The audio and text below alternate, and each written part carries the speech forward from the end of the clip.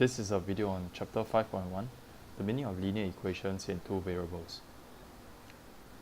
You would have watched the video that covers up to the top part of page 3. So let us go into 5.1b, plotting of a linear graph in two variables. This is a recap of what we have done in Sec 1. So if I want to complete the table of values for which the equation is given as y equals to 2x minus 1, I can choose a number of points, a minimum 3 points, where the third point is meant for checking. With the value of x, I'll be able to find the corresponding value of y. So in this case, when x is equals to -1, I will have y equals to -3. When x equals to 0, y equals to -1. That is also known as the y-intercept. And when x is equals to 1, y is going to be equal to 1. So now we're going to plot in the points. Remember that these are ordered pairs. Okay, so when x equals to -1, y equals to -3. So on our x-axis, we find where x equals to -1 is. On the y-axis, we search for -3. So this point, when x equals to -1 and y equals to -3, falls here. Put a cross. Next point, when x equals to 0, y equals to -1. Since this is x equals to -1, this is x equals to 1, this is going to be x equals to 0, which is also known as the y-axis. And we have the value of y as -1. Now we also realize that this is of the form y equals to mx plus c, so -1 is our y-intercept. Okay, so here we have the y-intercept, and the final point when x equals to 1, y is equals to 1, falls over here. So it is no surprise that these 3 points, they fall on a straight line, since y equals to 2x minus 1 is of the form y equals to mx plus c. So now we're going to connect the 3 points together.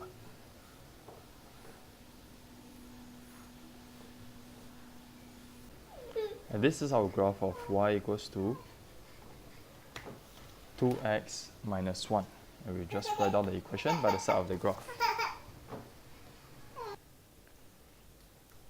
To answer part C on whether the coordinates 3, 2 is a solution to the equation, effectively what they are asking is whether this point 3, 2 lies on the graph.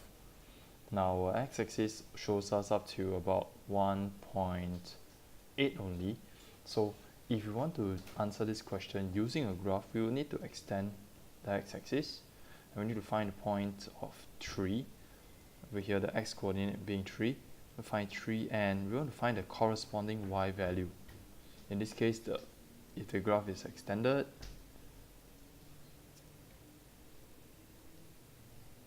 we want to see whether this coordinate is indeed 3, 2. So besides drawing the graph, which can be quite troublesome, we can use another method to determine if that point actually lies on the graph. All we need to do is to substitute in the value of x, which is 3, and we substitute the value of y being 0, and we see whether they tally or not.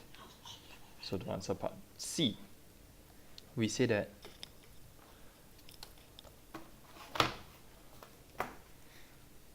when x equals to 3 and y equals to 2, the left hand side, where is our left hand side?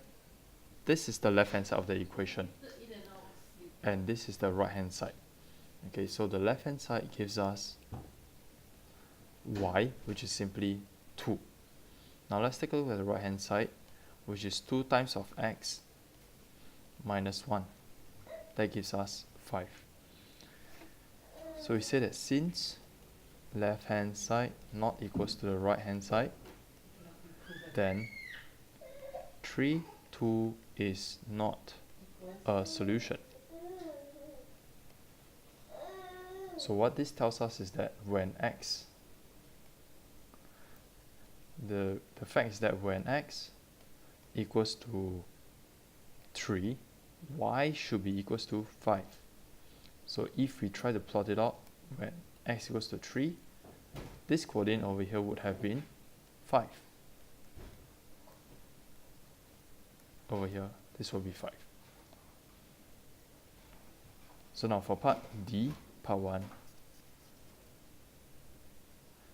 from the graph, find the value of x when y equals to 0.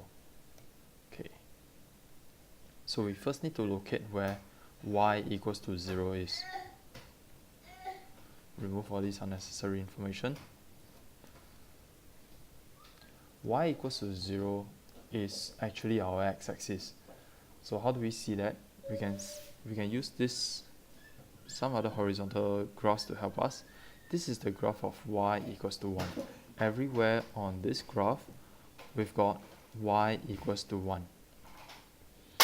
Then for example over here, this is the graph of y equals to 0.5, because everywhere on this graph, the value of y is 0.5. So where then is our graph of y equals to 0? This is our graph of y equals to 0, which is the x-axis. Okay, so now they want us to determine the value of x on the graph when y is equals to 0. So we see that it corresponds to this point over here. It has the y coordinate of 0 and the x coordinate is 0.5. So D part 1 answer, x equals to 0.5. Now for part 2, they want us to find the value of y when x equals to 1.5. So where is x equals to 1.5? Now if we were to extend our x-axis here, this is actually 1.5, corresponding to this point here. If we extend our graph, corresponding to this point over here, and the y value is 2. So here y equals to 2. Now finally part E, if p, 10 is the solution, find the value of p. So we look at this. This is a set of coordinates. This will be the x and this will be the y value. They're asking you to find the value of x when y is equals to 10. So this time we cannot use our graph to help us, because the value of y, which is 10, is found all the way up and there isn't enough space in our graph. So we need to use substitution. This tells us that we substitute y equals to 10 and we need to find the value of x. So after substitution, sub x equals to p, y equals to 10 into the original equation of graph, which is y equals to 2x minus 1. This is what we will arrive at. 10 equals to 2 times of p minus 1. 2p equals to 10 plus 1. P equals to 11 over 2.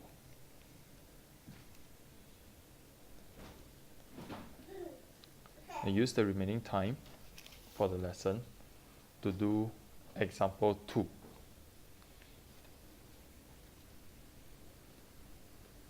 You will need a piece of graph paper for this, and I'll show you the final answer for yourself to check. For part A, the answer is 10x plus 15 over 2 y equals to 60. For part C, the gradient is negative 4 over 3. The y-intercept is 8. Okay, represents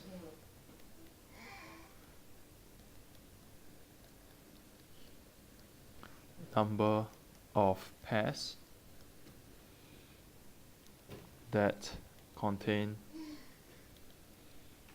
total of 60 grams of vitamin C.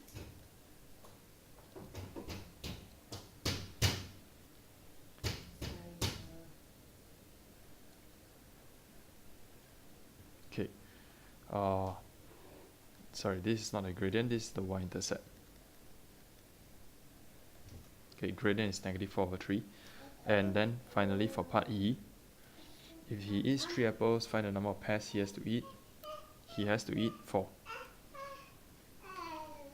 There are two methods to determine this. One is from the graph, the other is from the calculation. These textbook questions for your homework are due on the 27th of Feb.